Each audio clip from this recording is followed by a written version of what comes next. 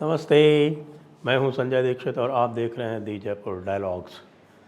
DFI Jaipur Dialogues annual summit 2023 4 और 5 नवंबर को आने वाला है। आपसे अनुरोध है कि रजिस्ट्रेशन करवा लें और हमारा जो क्राउड फंड है वो अभी 70% ही हुआ है।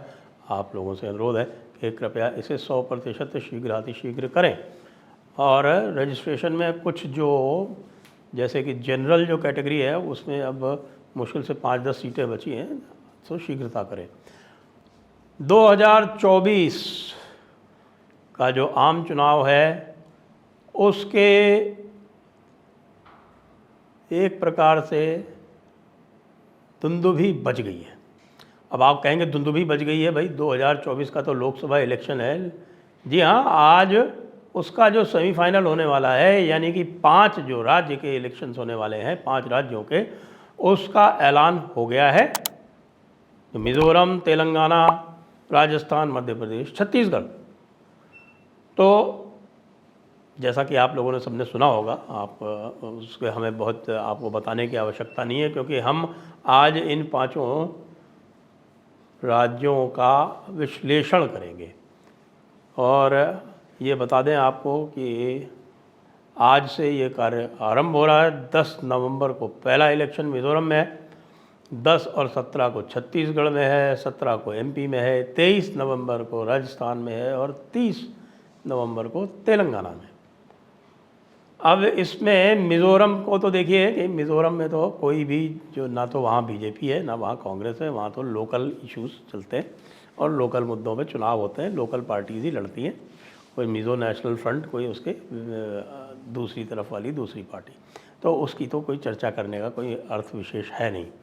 बात आती है, सबसे पहले हम करेंगे बात तेलंगाना की। तेलंगाना में 1 वर्ष पूर्व तक, आपको याद हो जब हैदराबाद का म्यूनिसिपल इलेक्शन हुआ था तो उसमें बीआरएस के नाकों चने चबवा दिए थे भारतीय जनता पार्टी ने। उस समय वहाँ बांडी संजय कुमार उनके अध्यक्ष थे और यह लगने लगा था कि भारतीय जनता पार्टी जो है वहाँ नंबर 2 की पार्टी हो जाएगी। हमने इसका पूरा सर्वे कर लिया है, लेकिन सर्वे के नंबर अभी मैं आपको इसमें नहीं बता रहा हूँ। मैं आपको मोटे मोटे जो इश्यूज़ बता रहा हूँ और आपको एक मोटी आपको एक जानकारी दे रहा हूँ। नंबर्स तो हम आपको डिटेल में बताएंगे अभी कुछ दिनों में। तो तेलंगाना में भाई साहब बहुत गलतियाँ की भारतीय जनता पार्टी ने, नहीं तो वो निश्चित रूप से बीआरएस को डिस्प्लेस करके 2 नंबर की पार्टी तो निश्चित ही बन जाती तेलंगाना के इस चुनाव में। पहली गलती उन्होंने ये की कि आप याद करें कि पिछले इलेक्शन में 2018 में भारतीय जनता पार्टी को बहुत बड़ा झटका लगा था और वो केवल 1 सीट जीत पाए थे, और वो 1 सीट थी घोषा महल की, और वो भी जीती किसने थी? टी राजा सिंह ने। अब इन्होंने टी राजा सिंह को पार्टी से निकाल दिया, यानी सस्पेंड कर दिया।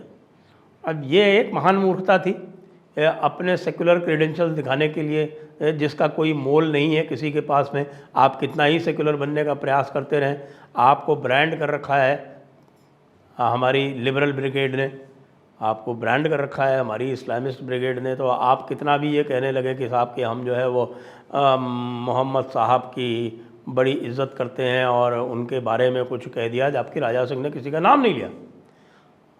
टी राजा सिंह ने जानबूझ के किसी का नाम लिया ही नहीं, तो एक कहानी सुनाई थी, और वो कहानी जो है आप जानते हैं हदीसों में मौजूद है। सही बुखारी 5134, सही मुस्लिम 1422b और अन-नसाई 3178। अब आप मुझसे मत पूछिए मैं क्या कह रहा हूँ, ये जो मैंने रेफरेंस दिए हैं खोल के पढ़ लीजिए, गूगल कर लीजिए। तो सबसे पहला तो इन्होंने बहुत भारी मूर्खता ये की कि इन्होंने टी राजा सिंह को पार्टी से कर दिया सस्पेंड। उससे जो भी एक जो उग्र रूप से, प्रखर रूप से जो भारतीय जनता पार्टी के साथ में जो लोग थे वो पड़ गए ठंडे। उन्होंने कहा भैया इनमें और कांग्रेस में कोई अंतर ही नहीं है, फिर या हम इनको करके सपोर्ट करके करें क्या। फिर बाद में इन्होंने क्या किया कि बांडी संजय कुमार को हटा दिया अध्यक्ष पद से, ये कहते हुए कि भाई वो सबको साथ लेके नहीं चल पा रहे हैं। भाई सबको साथ में लेके चल के सबको साथ में लेके तो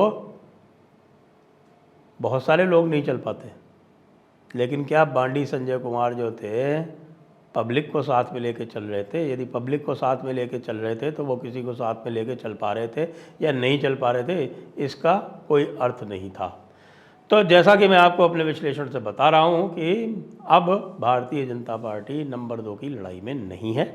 अब मुकाबला वहां पर सीधे सीधे बीआरएस और कांग्रेस में है, और बीआरएस और कांग्रेस के बीच मुकाबले में अभी तो पलड़ा बीआरएस का ही भारी दिख रहा है। अब आगे आगे जैसे प्रचार चलेगा वैसे वैसे देखते हैं क्या होता है। आ जाते हैं छत्तीसगढ़ में। छत्तीसगढ़ में तो भाई 5 साल भारतीय जनता पार्टी की जो हमारी केंद्र की लीडरशिप है, जो केंद्रीय नेतृत्व है, उसने रमन सिंह को तो किनारे बैठा दिया, लेकिन आगे किसको लाएंगे इसकी कोई व्यवस्था नहीं की।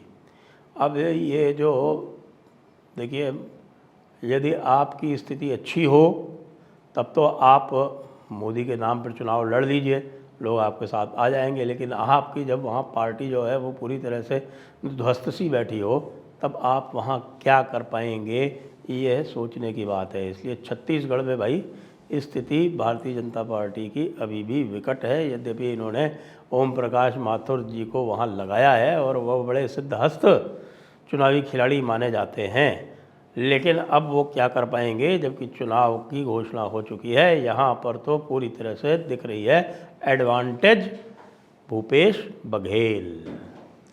अब आ जाते हैं मध्य प्रदेश में, क्योंकि मध्य प्रदेश में मुकाबला बड़ा रोचक हो गया है। और रोचक इसलिए हो गया है क्योंकि एक जो क्षेत्र है मध्य प्रदेश का, देखिए मध्य प्रदेश को कई क्षेत्रों से देख सकते हैं हम। मध्य प्रदेश में आप चलेंगे तो पश्चिमी मध्य प्रदेश में आपके 2 बड़े क्षेत्र हैं, चंबल और मालवा। उसके बाद फिर मध्य भारत है और बुंदेलखंड है। वहाँ भी बुंदेलखंड आप जानते हैं वो मध्य प्रदेश और उत्तर प्रदेश दोनों का पार्ट है, या मध्य प्रदेश और उत्तर प्रदेश दोनों बुंदेलखंड के पार्ट है, इसको इस प्रकार से भी कह सकते हैं।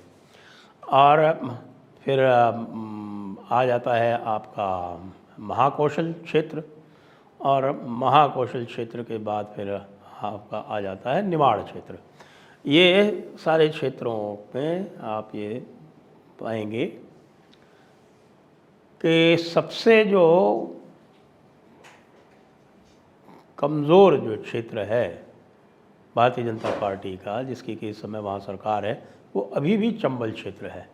पिछली बार भी चंबल क्षेत्र में बहुत बुरा हाल हुआ था और चंबल क्षेत्र में कांग्रेस 24 सीटें जीती थी और भाजपा जो थी वो मात्र 2 या 3 सीटें जीती थी। आज भी उसमें बहुत अंतर दिखाई नहीं पड़ रहा था 1 महीने पूर्व तक। इस समय हमारी जो टीम है वो वहाँ का सर्वे कर रही है और उनके यहाँ से जो रिपोर्ट आ रही है वो कह रही है कि हाँ कुछ सुधार हुआ है।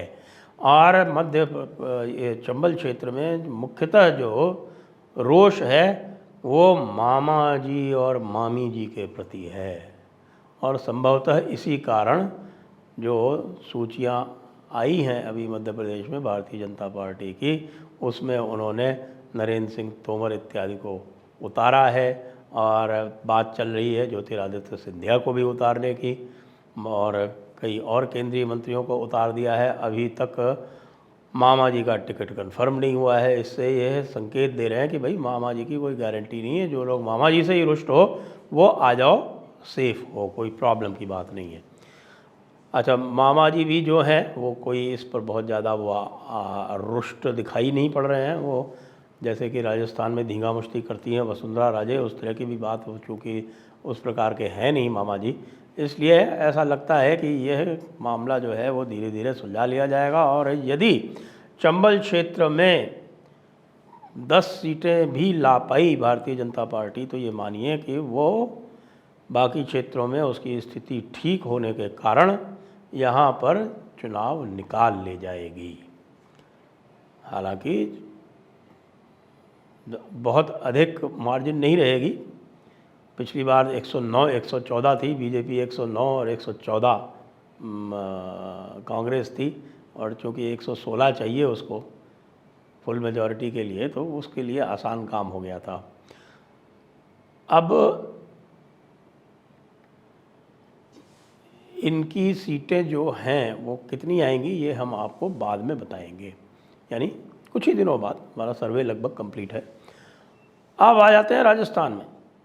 राजस्थान में तो साहब हमारे श्री राहुल गांधी स्वयं कह गए कि यहाँ तो हमारी स्थिति जो है वो थोड़ी कमज़ोर है। फिर देख दाख के इधर उधर बोले कि हाँ फिर भी हम यहाँ चुनाव निकाल लेंगे, लेकिन स्थिति हमारी यहाँ पर थोड़ी विकट है। और उसके बाद बेचारे अशोक गहलोत जो है वो सफाई देते घूम रहे हैं कि नहीं नहीं, ये तो हमारे लिए चुनौती है और हम इस चुनौती का सामना करेंगे। लेकिन ये बिल्कुल स्पष्ट है कि अशोक गहलोत के नेतृत्व में चुनाव लड़ा जा रहा है। कांग्रेस के हर सपोर्टर को ये पता है कि यदि मान लीजिए कांग्रेस चुनाव जीत जाती है तो अशोक गहलोत ही दोबारा बनेंगे। अशोक गहलोत का सदैव भारी विरोध रहा है।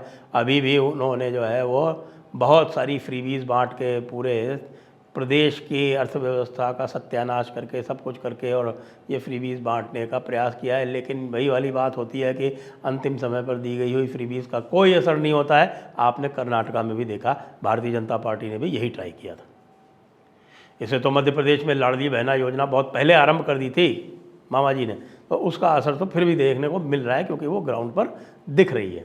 और हमारे अशोक गहलोत जी की योजनाओं का जो भी थोड़ा बहुत प्रभाव इत्यादि होने वाला था, वो भी इस बात से धुल गया कि भैया ये तो इन्होंने सिर्फ चुनाव जीतने के लिए किए हैं। चुनाव जीतने में सबसे बड़ी उनके ऊपर जो बाधा आने वाली है वो आने वाली है सचिन पायलट के सपोर्टर्स की, सचिन पायलट के समर्थकों की, जिन लोगों ने सचिन पायलट को देखकर अपना पाला बदला।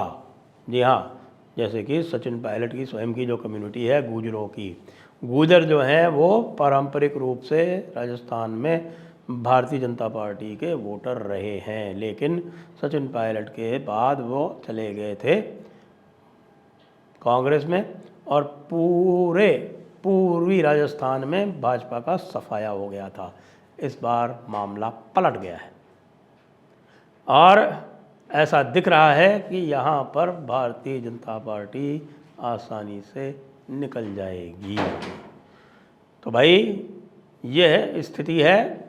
अब चुनावों का चूँकि बिगुल बज चुका है और इसी के माध्यम से 2024 का भी एक तरह से ग्राउंड सेट होना है।